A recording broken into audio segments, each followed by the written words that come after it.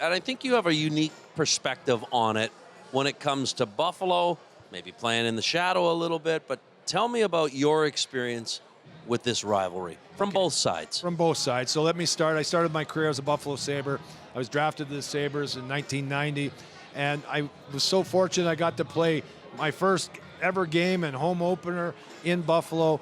Well, fast forward, I get to come up to Toronto and play against the Toronto Maple Leafs at Maple Leaf Gardens. And I'll tell you what, it's like the underdog story. Yeah. Little town of Buffalo coming into the big smoke, big city of Toronto. Obviously, the passion and the excitement for hockey.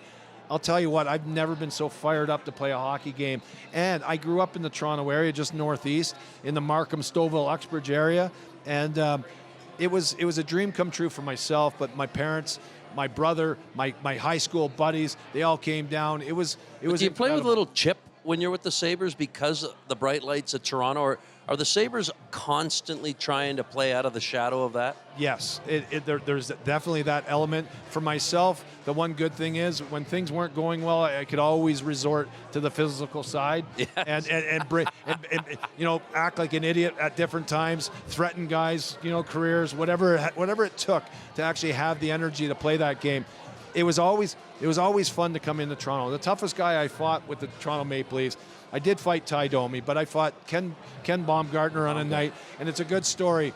The little town of Buffalo, on their bus the night before it gets up to Buffalo, or it gets up to Toronto, the bus ride, best bus ride I've ever been on, ever in my life, was after the game, Maple Leaf Gardens, going back to Buffalo after Rob Ray fought Ty Domi twice, which I implore everybody watching, you should tap into and watch. Oh, yeah, that's a great hockeyfights.com YouTube rabbit hole. or whatever that is. Yeah. Watch the Rob Ray Ty Domi trilogy. I think they even have a documentary on it. And they met last night. They were up in the press box. They were taking photos together.